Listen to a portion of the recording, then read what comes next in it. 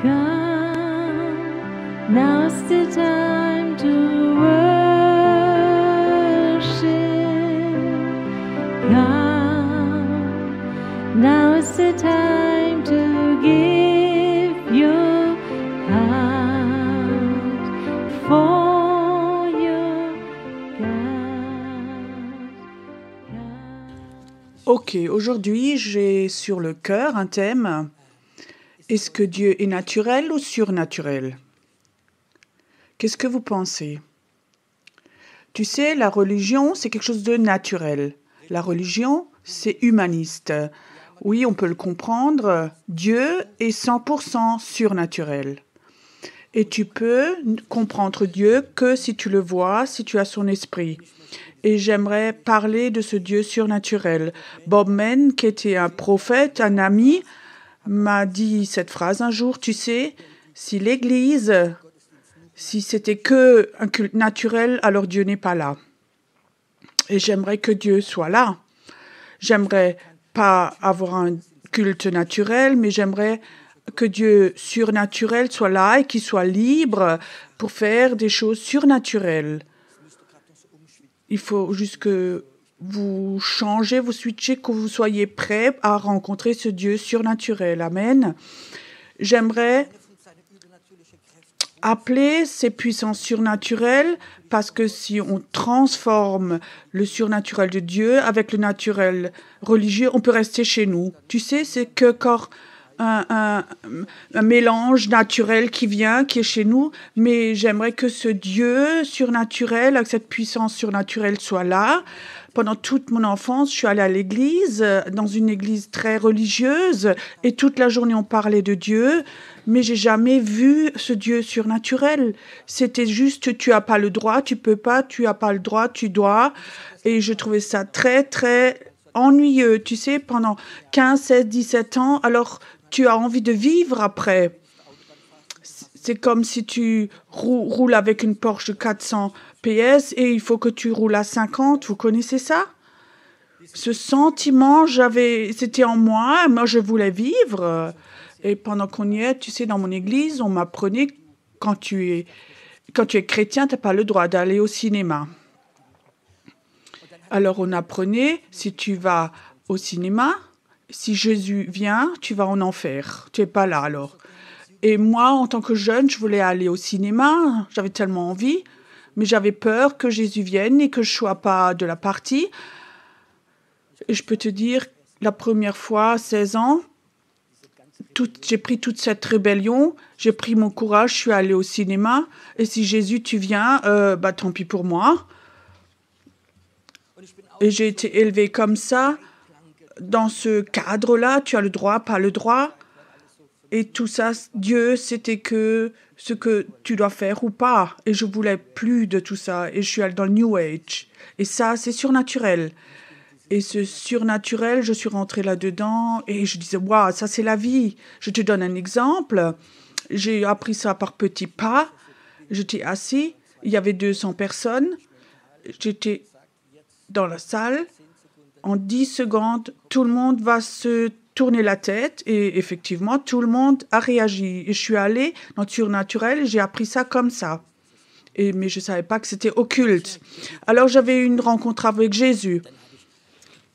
J'ai appris que Dieu est plus fort et plus puissant que tout ce que j'avais appris auparavant. Tout ce que je connaissais avant, ça avait une puissance pour contrôler, mais la puissance de Dieu surnaturel est plus grande pour pardonner, pour aimer. Et ça, c'est ce wow que Dieu est surnaturel. C'est pas juste un garde-fou, tu dois et pas, mais c'est une puissance d'amour qui nous pousse. Et alors, j'ai appris à connaître ce Dieu du surnaturel. J'ai écrit un livre, je ne sais pas si vous savez, Miracle au pluriel. Et dans ce livre, il y a juste une petite partie de tous les miracles que j'ai vécus. Et aujourd'hui, j'aimerais parler d'une puissance surnaturelle que la majorité d'entre vous connaissent, c'est l'appel de Dieu. L'appel de Dieu, c'est une puissance surnaturelle. Ça n'a rien à voir avec l'intelligence, avec la tête, et ça n'a rien à voir avec nous-mêmes.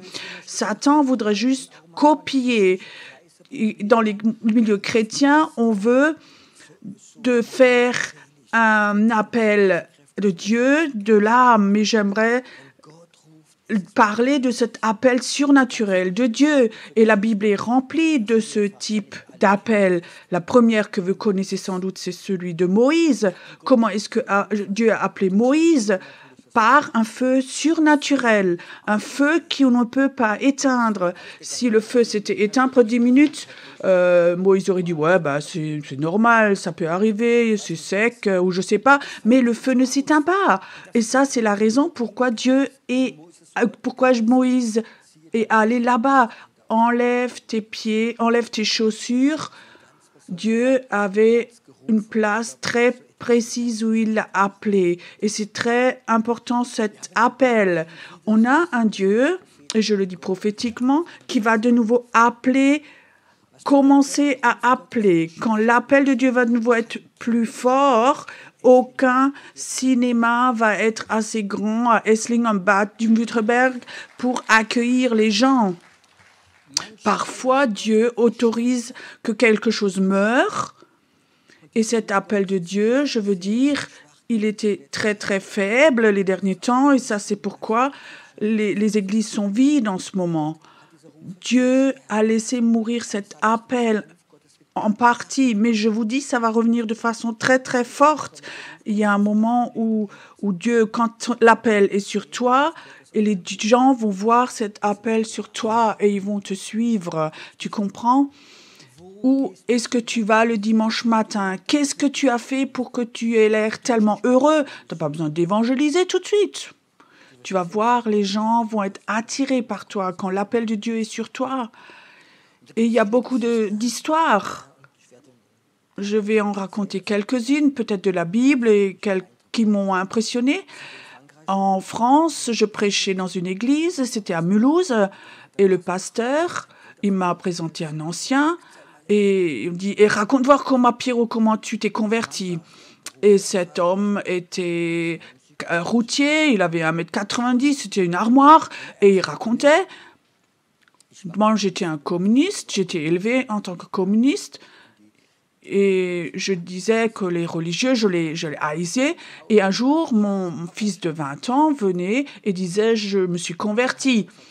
Et il me disait « Le père, je ne veux plus jamais que tu racontes quelque chose de Jésus là, dans cette maison.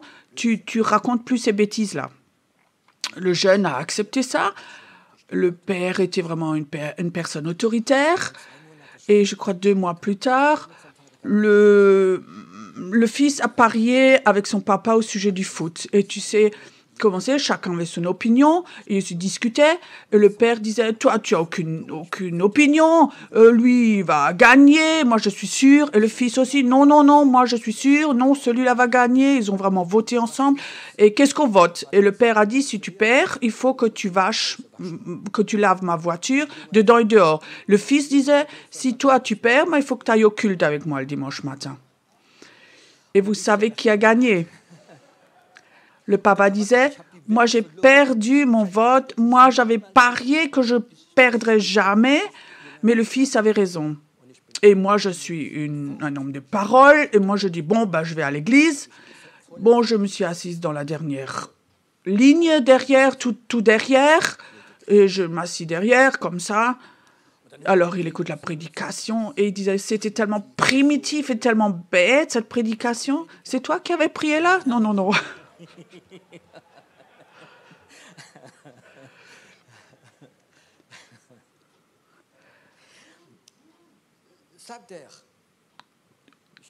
C'était une bonne prédication, sans doute. Tu ne dois pas raconter l'histoire avant. Il ne s'est pas converti pendant qu'il prêchait. Alors il prêche, c'est complètement primitif, et alors il y a un appel, et effectivement les gens vont devant, et ils se disaient, mais les gens sont vraiment bêtes là. Et alors quand les gens allaient devant, il y a quelqu'un derrière lui qui met la main sur son dos et qui le pousse vers l'avant. Et il disait, mais ces chrétiens, ils sont vraiment effrontés, moi je vais me retourner, je vais lui donner une baffe. Il se retourne, il veut donner une baffe, et il n'y avait personne. Et il sentait cette main. ça me poussait en avant, je voulais pas, ça me poussait en avant, et j'étais là devant, je tombais sur mes genoux, et pendant 2 heures, j'ai que fait pleurer, tout est sorti. Ça, c'est l'appel de Dieu. Ça, c'est l'appel de Dieu.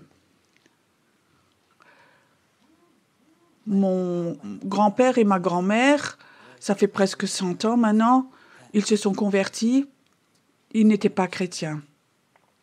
Et il y avait un réveil. C'était à la frontière entre l'Alsace et la Lorraine. Et ma grand-mère me racontait quand j'étais petit, j'étais souvent chez elle, elle me racontait ces histoires parce que je voulais entendre ces histoires du réveil. Et ma grand-mère me racontait, elle rentrait dans une tente, il y avait quelqu'un qui priait, qui prêchait Jésus, elle s'est convertie, elle était devant. Et à ce moment-là, elle était séparée de mon grand-père. Et pendant un long moment, ils étaient séparés avec mon grand-père, ils voulaient divorcer. Et alors, elle était là devant, il y avait 50 personnes. Et à côté d'elle, il y avait le grand-père. Ils étaient loin, ils habitaient 6-7 kilomètres. Elle dit, mais qu'est-ce que tu fais là? Mais la même chose que toi. Et alors, ils se sont de nouveau mis ensemble. Et alors, ils ont fabriqué ma maman. Et moi, je suis un enfant du réveil.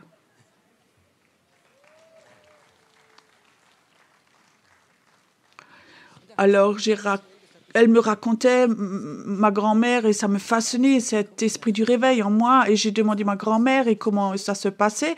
Mais pourquoi tu es allée à cette tente? Elle disait, je sais pas, tu comprends. C'était 7-8 kilomètres de chez moi. Et à 6 heures du matin, 5 heures du matin, on est déjà parti avec la poussette. Il y avait les sandwichs, l'eau, et il y avait la poussette, le bébé. Presque la moitié du village est allé là-bas. Mais il y avait un tract dans la boîte aux lettres. Non, non, non, on ne savait même pas pourquoi on y allait. Ça nous a attirés. On est tous réveillés, on y allait, on ne savait même pas pourquoi. Il y avait quelque chose de surnaturel qui était là. Un homme s'est converti, est venu dans notre église, s'est converti, s'est fait baptiser. Il habitait à Emmersgroot, en hauteur de Heidelberg. Il me racontait l'histoire. Il n'était pas chrétien.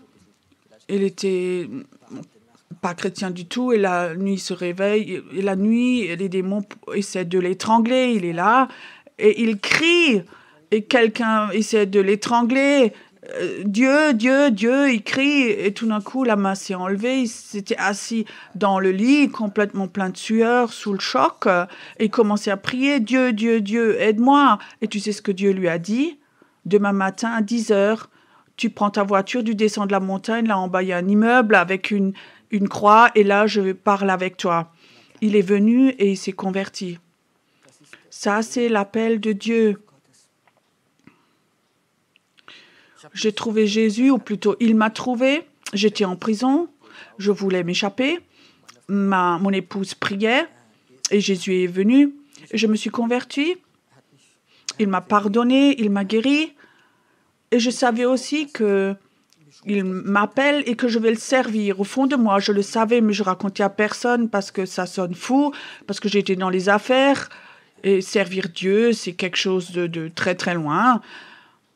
Et alors, j'étais chrétien, je me suis convertie, j'étais baptisée, j'allais à l'église, j'aimais Jésus de tout mon cœur, mais j'avais aussi ma vie et je tenais à cela. Bon, je travaillais, j'avais mon argent. J'étais dans les clubs de foot et dans le club de tennis.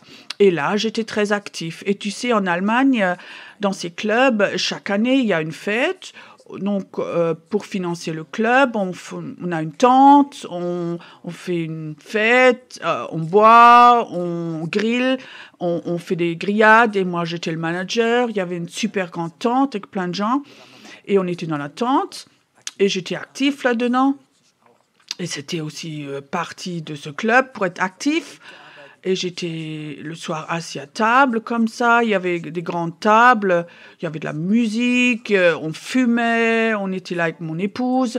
La majorité avec des bières et comme ça, on faisait avec. On était à table et tout d'un coup, je remarquais quelque chose venir à table. C'était comme une nuée qui venait comme ça, je sentais la présence de Dieu, ça venait de plus en plus fort sur cette table, dans cette tente, et je regardais mon épouse, et je voyais dans son regard que elle aussi, elle était touchée par ça. Et la présence de Dieu est là, dans cette tente, là où il y avait la musique à fond, et les gens étaient à moitié ivres, la gloire de Dieu est venue là, dans cette tente, et je sentais que cette nuée m'appelle. Et je disais, on y va, on sort. Et mon épouse disait tout de suite, oui, on est sorti. Et je savais, Dieu m'avait appelé à sortir de ça. Je sortais de la tente. Maintenant, mon appel va commencer. Maintenant, ça va commencer. Et alors, ça a commencé. Dieu a appelé. On a un Dieu qui appelle les gens. En ce moment, il y a des temps où Dieu appelle. Il y a aussi des temps où Dieu dit, quitte ton job, fais des vacances, maintenant il y a un temps de prière pour toi. Tu sais, ça c'est des temps très très spéciaux. En Isaïe, il est écrit, il appelle aussi longtemps qu'il est prêt. Ça veut dire qu'il y a des temps où Dieu est plus prêt que d'autres. Quand Dieu t'appelle, maintenant c'est le temps où tu passes du temps avec moi. Maintenant, c'est un temps où je vais t'appeler de façon toute nouvelle. Et j'aimerais te dire, cet appel de Dieu va devenir de plus en plus fort et il va appeler et ils vont avoir cette puissance de l'appel et tu vas appeler des gens, tu comprends? Sur Jésus, il y avait un appel de Dieu pour que les apôtres les a suivis, les a pas convertis. Non, non, non, ils l'ont suivi. Parce que l'appel était sur sa vie. Maintenant, il y a une histoire dans la Bible qui est très forte, qui m'a marquée, c'est l'histoire d'Élie. Élie, il avait quelqu'un qui le suivait, Élisée, il a fait de façon très spéciale avec un manteau. Élisée était en train de travailler avec beaucoup de succès, avec un immense tracteur avec 5 cylindres. Il était dans son champ et tout d'un coup, Élie vient. Il ne fait rien d'autre que de poser son manteau sur lui. Et tout d'un coup, il y va. Élisée, il quitte tout, il vend tout et il suit Élie. Qu'est-ce qu'il y avait dans ce manteau? Tu peux imaginer que Dieu te donne un manteau comme ça, un manteau prophétique comme ça, que tu vas chez des gens, que tu ne dis pas grand-chose. Tu mets ta main sur l'épaule et tout d'un coup, tu vois, ils vont te suivre. Ils ne te suivent pas toi, mais ils vont suivre Dieu. Élie a appelé Élisée. Un prophète peut appeler un prophète. Un évangéliste appelle un évangéliste. Un pasteur appelle un pasteur. Quelqu'un qui a fait du travail d'enfant, qui a un appel pour les enfants, va appeler ceux qui ont un appel pour d'autres enfants. C'est quelque chose de normal. Un pasteur ne va pas appeler un prophète ou un apôtre. Il appelle ce qu'il a en lui. Et maintenant, il y a cette question, qu'est-ce que toi, tu as en toi qui est surnaturel, qui appelle les gens? J'aimerais juste te donner 2 exemples. Dieu m'a appelé à être prophète, bien que je ne le souhaitais pas du tout, en fait. C'est pas facile de porter ce prophétique qui est en toi. Je te raconte courtement comment c'est passé. J'étais en séminaire en France avec un groupe.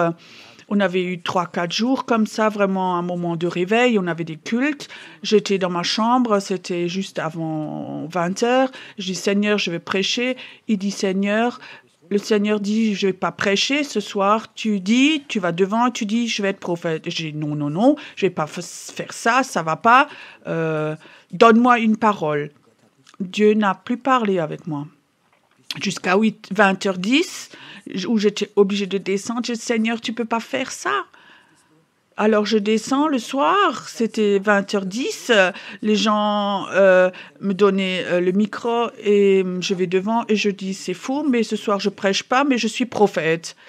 Je pensais déjà les premières tomates vont arriver. Et vous savez ce qu'ils ont fait, les fous dans la salle? Ils ont applaudi. Ah oui, super, ils ont applaudi. Mais est-ce qu'ils sont fous, ceux-là? Et à ce moment, il y a quelque chose qui s'est passé. Et toute la soirée, j'ai prophétisé sur les gens, ce qu'ils avaient dans leur poche, ce qu'ils avaient dans leur tiroir à la maison, des choses complètement surnaturelles. Je peux te dire, c'est pas facile de porter ça. Mais ce manteau est venu sur moi.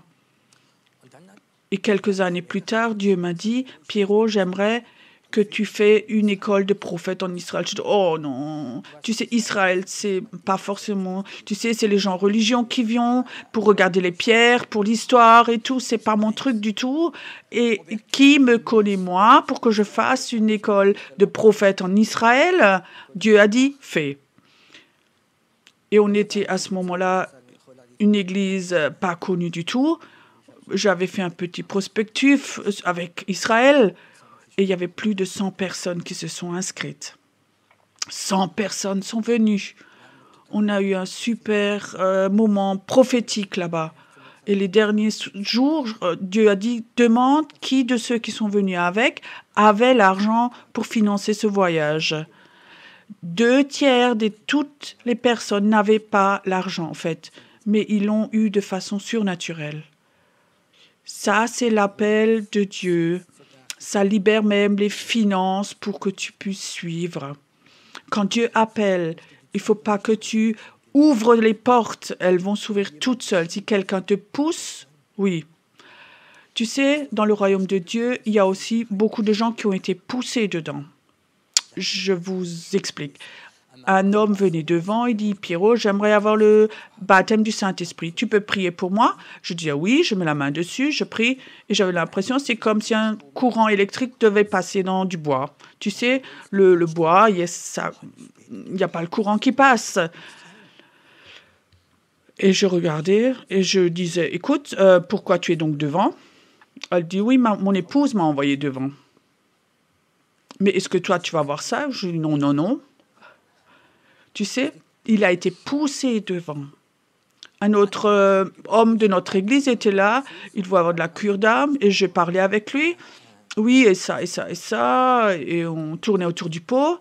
Et alors je dis, mais pourquoi? Comment tu es devenu chrétien? Il disait, oui, tu sais, mon épouse est chrétienne, et je l'ai épousée, et la belle-mère a dit, si tu te convertis, tu vas avoir une voiture, une nouvelle voiture de moi. Mais il s'est converti très vite. Tu crois que Dieu l'a appelé, lui? Il a été poussé. Arrêtez de pousser les gens vers Dieu. Tu comprends? Arrête de pousser les gens. Parce que quand tu pousses quelqu'un, tu vas peut-être le pousser toute ta vie. Et que si on a les églises remplies, le pasteur aura beaucoup de travail avec ces gens. Si les gens sont poussés, il va courir pour les rattraper. Mais aujourd'hui, le pasteur fait tout parce que beaucoup étaient poussés dans l'église. Ou les gens qui sont de génération dans l'église. Dieu n'a pas... Il n'a pas de neveux. Dieu n'a que des enfants. Si tu as des enfants, ne les oblige pas. Prie que Dieu les appelle, que l'appel de Dieu vienne sur eux. Je ne sais pas si tu connais le pasteur Peter Schmidt, un pasteur de l'église la plus grande en France, à Mulhouse, une église de 3000 personnes. Et il me racontait, quand il avait 14 ans, tout d'un coup, il n'avait pas envie d'aller à l'église. Il trouvait ça ennuyeux. Il voulait simplement aller avec les copains, faire du foot et faire d'autres choses. Il disait, maman, aujourd'hui, je ne veux pas aller au culte. Et la maman était vraiment choquée à ce moment. Quoi? Tu vas pas au culte?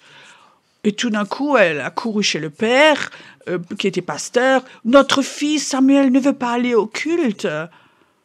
Et le père va dans la pièce, il va chez Samuel et dit, Samuel, pas de problème, à partir de maintenant, la responsabilité de ta vie est sur toi. Et à ce moment-là, il y a quelque chose qui est venu sur moi, disait-il. C'était si fort. Je suis sortie chez ma mère et j'ai dit, oui, je viens. Ça, c'est un des plus grands pasteurs de France. La mère ne l'a pas poussé, Dieu l'a appelé. Dieu l'a appelé.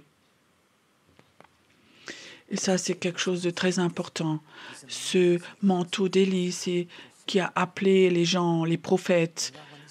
Et en Israël, il y avait les 100 personnes qui ne me connaissaient pas. C'était vraiment surnaturel. Ça coûte beaucoup d'argent et d'autres choses. Et je sentais comme Dieu disait, il faut pas que tu appelles, je vais le faire. Ce manteau va le faire. Et il y a des temps où Dieu dit, fais quelque chose et je sens ce manteau, cet appel qui est sur ma vie. Il y a 3-4 ans, Dieu m'a parlé et disait, j'aimerais que tu fasses une armée de prière, encore quelque chose de nouveau. Et la prière, c'est pas du tout mon truc. La prière, ça, c'est pour les femmes. Les hommes travaillent. Ils construisent le royaume de Dieu, les femmes prient. Chez nous, c'était toujours comme ça. Mon épouse priait. Moi, j'avais compris quelque chose. La prière, quand j'étais jeune, nouveau converti, j'étais dans une réunion de prière. C'était terrible, ces gémissements et cette mendicité. C'est OK. Les grands-mères ont le temps. Moi, je construis le royaume de Dieu. Tu comprends? Et alors, Dieu dit, moi, il faut que tu fasses une armée de prières prophétiques. Et je dis, non, mais c'est pas mon truc, mais... Et on prie. Alors, bon... Et c'est quelque chose comme ça qui est grave quand Dieu veut quelque chose de toi que tu ne peux pas du tout. Alors je dis, OK, si tu veux vraiment, mais pourquoi est-ce que tu m'appelles? J'ai aucune notion, j'ai même pas lu un livre sur la prière, sur plein de choses, mais pas sur la prière parce que c'est pas du tout mon thème. Pourquoi est-ce que tu m'appelles moi? Tu sais, j'ai aucune notion, mais c'est justement parce que tu n'as pas de notion que je t'appelle.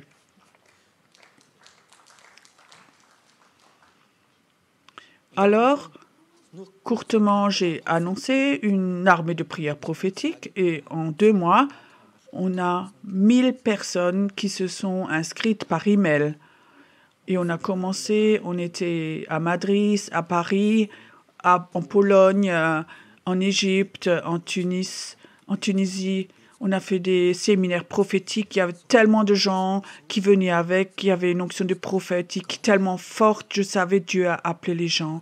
Dieu a appelé les gens. La semaine dernière, j'étais ensuite. On a fait une armée de prière le matin et l'après-midi de l'évangélisation. La salle était trop petite. Tout le monde ne pouvait pas rentrer. Il y avait des gens qui attendaient ou qui étaient assis dans les couloirs. Quand Dieu appelle des prieurs, quand il te donne une onction pour faire quelque chose qui est une onction, c'est une onction qui appelle les gens. Quand Dieu t'appelle pour être un prieur, alors tu as une onction qui appelle les autres gens à prier, les autres prieurs. Il ne faut pas que tu fasses quelque chose, que de les convaincre. Il y a quelque chose sur toi qui appelle les gens. Et ça, c'est quelque chose qui est très important. Ce manteau prophétique, c'est quelque chose qui appelle. Je veux parler maintenant d'un autre appel. J'ai eu ça de façon toute nouvelle de nouveau. À Nouvel An, j'avais eu l'impression, il y avait un culte, je dois parler, je dois prêcher sur... Et je dois nommer cette prédication cristal, boule de cristal. Oui, je disais, les collègues disaient, mais ça, c'est pas un bon, oui, cristal, boule de cristal, c'est pas un truc très chrétien. Et je savais, je dois le faire. Donc, le résultat était, en Berlin, en fait, le résultat, il y avait un grand groupe de 200 personnes, avec un gourou et tout ça. Et le gourou a écouté cette prédication, il s'est converti. Et il est devenu le pasteur de son église alors. Et maintenant, dans notre région, il y a 7 ou 8 personnes de ce groupe-là qui se sont fait baptiser. Et hier, j'ai rencontré quelqu'un qui est au culte et qui ne voulait jamais aller. Et cet homme a ramené sa femme. C'était une rencontre tellement surnaturelle. Comment il va la préparer? Pas de prophète. Il l'a sorti du New Age pour aller dans le prophétique. Et tous ceux qui sortaient de ce groupe de New Age-là, on s'est rencontrés. Et la prédication de cette boule de cristal, je vous la raconte quand même. C'est une histoire en Russie. Il y a une voyante très, très connue qui, le matin, enlève son voile de cette boule de cristal et elle regarde dedans. Et alors, elle voit Jésus dans cette boule de cristal. Elle voit Jésus dans cette boule de cristal et ça fait peng et cette boule de cristal se brise. Mais avant que ça fait peng, Jésus lui avait parlé. Demain soir, tu vas aller dans la ville voisine au stade et tu vas apprendre à me connaître. Et la boule de cristal a explosé. Et la femme était tellement choquée. Moi, je veux maintenant voir. Et effectivement, le jour d'après, elle va dans la ville voisine en Russie, dans le stade. Il n'y avait pas un foot, mais il y avait une évangélisation. Elle rentre dedans, elle se convertit, s'agenouille, et aujourd'hui, c'est une évangéliste qui voyage dans tout Russie. L'appel de Dieu est venu sur cette boule de cristal. Et Dieu avait dit, prêche ceci. Et pendant que je prêchais, l'appel est sorti pour que tout un groupe de New Age s'est converti et cet homme est devenu pasteur. L'appel de Dieu était dedans. L'appel de Dieu est quelque chose de surnaturel. Et tu sais, si j'avais pas l'appel de Dieu, je n'aurais sans doute pas la capacité rhétorique ou théologique pour faire ce que je fais. Mais je sais que l'appel de Dieu, c'est quelque chose de surnaturel qui se pose sur les gens. Et il y a des temps où je sens ce poids, je sens sur moi ça, d'appeler des prophètes, d'appeler des gens à Dieu, ou d'appeler les gens dans la prière, ou d'appeler les gens dans la puissance de guérison, d'appeler les gens. Je ne suis pas là pour appeler ou pour parler de ce manteau, mais je veux que cet appel, ce manteau de l'appel qui vient sur toi, quand tu es un leader de louange et tu sais quelle puissance a la louange, quelle puissance il y a dans la louange. Tu peux me donner tes lunettes de soleil si tu veux. L'inconvénient avec la lumière, c'est qu'on voit que j'ai plus 20 ans. Quand c'est sombre, quand il y a moins de lumière, je peux dire que j'ai 25 ans et que j'ai beaucoup de cheveux. OK. Tu sais, quand l'appel de Dieu est là, c'est quelque chose de Dieu qui est surnaturel. Cet appel de Dieu, imagine, tu as un travail d'enfant et tu as vraiment ça sur le cœur parce que tu aimes les enfants. Et alors tu commences à prier, Seigneur, tu sais qu'on a vraiment un manque de collègues. Et alors, il y a des gens qui vont venir à toi qui ont envie de faire ça parce que ton appel, ce manteau pour les enfants, va être là quand tu fais la louange et tu sais vraiment ce que c'est la louange. Tu vas avoir quelque chose sur toi qui appelle et les gens disent ça aussi, on veut l'avoir. Ça aussi, on veut l'avoir. On veut aussi faire de la louange parce que ce manteau de ce qui est posé sur toi va appeler les gens quand tu es un leader de groupe de maison. Pas parce qu'une église est bien structurée, mais parce que tu as ce cœur de pasteur, de servir les gens. Alors Dieu va poser un manteau sur toi pour que les gens viennent à toi, pas sur la base de ton savoir, de tes capacités, mais sur la base de ce manteau d'appeler des brebis. Tu sais, tu comprends ceci. Et le jour où tu crois, parce que tu crois que tu sais bien parler, que tu as une bonne rhétorique, une puissance, ce manteau va s'enlever. Il faut que tu saches, ce manteau de Dieu, c'est un manteau parce que tu as une capacité, mais parce que Dieu a envie d'appeler de façon toute nouvelle les gens. Est-ce que tu sens dans l'esprit de quoi je parle maintenant? Est-ce que tu peux imaginer, Seigneur, j'aimerais enlever toutes mes capacités humaines dans l'arrière-plan où je pense savoir faire ceci ou cela, mais de dire, Seigneur, j'aimerais te donner mon manteau pour que tu me rappelles de façon nouvelle, que tu appelles les gens à aller dans le pastoral, dans la louange, dans la prédication, dans le prophétique, dans l'apostolique. Tu vas, Hervé, voir que cet appel prophétique où les gens parfois ont tiré contre toi, pas contre toi, mais contre ce manteau, il va appeler de jeunes gens. Tu vas voir comme les jeunes gens vont venir et tu vas voir, ce n'est pas les membres de ton église, mais c'est les futurs gens, cet appel apostolique va être sur toi.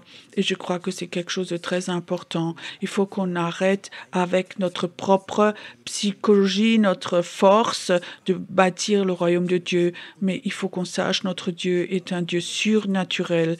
Il veut aller avec nous dans le surnaturel. La Bible dit, Dieu confirme sa parole par des signes et des miracles. Amen. Est-ce qu'il peut faire ça ce matin ici? Je ne sais pas pourquoi, mais je sens maintenant dans l'esprit que Dieu dit, j'aimerais donner des chaussures évangéliques pour les évangélistes. J'aimerais toucher ce matin aussi les gens aussi qui regardent, peu importe où. Cet Dieu surnaturel n'est pas limité à cet endroit, mais il passe par YouTube, par les films, par Instagram. Il rentre dans les maisons. Aussi la puissance de Dieu ce matin, elle doit rentrer partout. Je sens ce matin comme Dieu dit, j'aimerais que cet appel, j'aimerais le libérer pour les évangélistes. Il y a des gens ici, et ce se passe maintenant. Que Dieu touche tes pieds maintenant. Comme quelque chose de Dieu touche tes pieds comme une électricité, une chaleur. Tu le sens maintenant, ça touche tes pieds maintenant. Et tu vas appeler des gens, tu vas être un évangéliste. Et tu vas être une évangéliste. Et les gens vont te suivre parce que cet appel est en toi. Dieu dit, j'aimerais mettre un signe ce matin. Et ce signe est, je vais maintenant toucher tes pieds, maintenant, et me poser le manteau sur toi. Certains vont maintenant sentir qu'il y a quelque chose dans tes pieds maintenant, comme un feu dans tes pieds. Écoute, si maintenant tu sens que Dieu touche tes pieds maintenant et t'appelle à être évangéliste, peu importe où tu es, lève-toi, je vais prier pour toi. Lève-toi simplement et mets-toi debout devant Dieu. Ce Dieu qui appelle. Ce Dieu qui appelle. Ce jeune homme-là, juste là, avec la chemise blanche, Dieu dit, je vais te donner un don prophétique. Tu vas avoir un cœur et tu vas voir comme Dieu voit les gens. Et tu vas avec beaucoup d'amour servir les gens. Ça va être un signe très très fort dans ta vie. Arrête de regarder dans ton passé ce qui ne marche pas, dit le Seigneur, mais regarde ce que je prévois, ce qui est devant toi.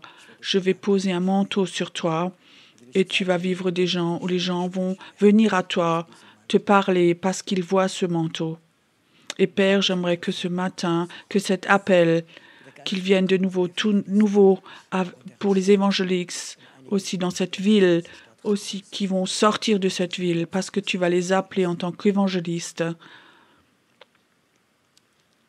Et certaines personnes aussi ici, c'est comme si la puissance de Dieu touchait tes mains maintenant.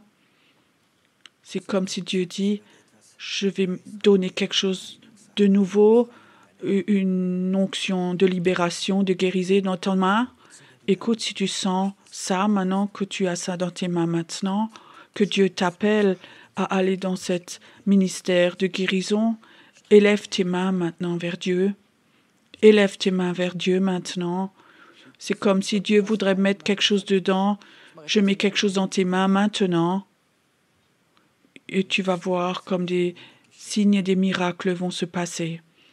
Ce n'est pas ton don à toi, c'est un cadeau. Beaucoup de gens vont venir à Dieu parce qu'ils vont voir les signes et les miracles. J'ai appelé Moïse et j'ai donné à Moïse un bâton d'autorité. Moi, je veux te donner aussi ce bâton d'autorité. Et je vois dans l'esprit, comme Dieu dit, cette église à Essling doit être une église prophétique. Il va y avoir un esprit prophétique ici. Il va être fort. Là où la sorcellerie a vraiment combattu ceci, la sorcellerie va le reconnaître. Où la sorcellerie va plier le genou, ils ne peuvent rien faire. C'est l'appel de Dieu. Ce ne sont pas les humains, c'est la main de Dieu. C'est la main de Dieu, ce manteau de Dieu, ce prophétique qui est posé sur cette église. Il y a des gens qui sont là. Tu vas porter un bout de cet esprit prophétique. Tu dois, c'est important que ici, qu'il y ait des gens qui portent cet appel prophétique, qui vont porter ce manteau pour cette Église, que quand ils prient, qu'ils ne soient pas devant le mur de lamentation, mais qu'ils prient prophétiquement pour cette Église ici. C'est là maintenant. Il y a une personne qui est là, je ne peux pas tout à fait décrire, mais tu as comme ça une inflammation dans l'œsophage qui est inflammée. Je ne sais pas, ça vient des acidités, mais ça brûle souvent et tu souffres. Dieu dit, mets ta main dessus, maintenant je vais te toucher, je vais enlever ce joug, maintenant je vais le briser, maintenant la puissance de guérison va venir, mais Dieu dit, je te guéris pour t'appeler de façon toute nouvelle, pour que tu sortes et que tu trouves ce que Dieu a prévu avec toi. Tu es comme un puzzle dans le plan de Dieu. Les derniers temps, sur la base de ce manteau, tu tournais en rond et Dieu dit, je vais te guérir. La Bible dit, l'Esprit de l'Éternel est sur moi pour... Dieu te guérit pour que tu sois ce morceau de puzzle dans le plan de Dieu. Tu vas y rentrer. Et ça a quelque chose à voir avec le prophétique, avec la prière, dit Dieu. Et Père, il y a plusieurs personnes qui sont là. Ils ont des maux d'estomac sur la base du stress et d'autres choses. Aussi des attaques démoniaques, des problèmes d'estomac. Écoute, si tu es là maintenant, tu sais que Dieu maintenant te parle de toi. Mets ta main maintenant sur ton estomac. Père, au nom de Jésus, j'aimerais maintenant, que quand tu écoutes, peu importe où tu es, que tes acides d'estomac se règlent, que tu as des problèmes d'estomac, que maintenant ça recule. Maintenant, cette puissance de guérison venir sur toi, et que tu la multiplies après. Tu es un Dieu merveilleux. Tu es un Dieu merveilleux. Et Père, et je prie que des gens reçoivent ce manteau comme Élie, qu'on peut le poser sur quelqu'un d'autre. Suis-moi, suis Jésus. Merci Seigneur, qu'il y ait des pères de famille qui ont des manteaux comme ça pour que leurs enfants, pour qu'ils suivent le Seigneur, parce qu'ils ont vu ce manteau. Qu'il y a des mères qui ne sont pas sous des peurs, mais elles savent, elles ont ce manteau qui appelle leurs propres enfants, leurs neveux, leurs peurs vont seulement faire que ce manteau perd son pouvoir. Crois ceci, aie la foi au nom de Jésus, aie la foi. Et Père, où des gens sont là, des gens qui ont des peurs maintenant au nom de Jésus, je prie la libération en toi. Une mesure de foi de façon toute nouvelle maintenant, au nom de Jésus. Tu es un Dieu merveilleux, un Dieu surnaturel. Il est là ce matin. Et tu es aussi chez des gens qui sont chez eux à la maison. Peut-être que tu as ton café à la main, mais Dieu, ça n'empêche pas Dieu de te toucher. Peut-être que tu es au lit, peut-être que ce soir, que tu es en train de boire ton verre de vin chez toi à la maison tard, ça ne le gêne pas. Il vient dans ton appartement, dans ta maison, il vient chez toi. Il rentre dans ton cœur parce que c'est un Dieu merveilleux, un Dieu bon. Amen. Dieu vous bénisse.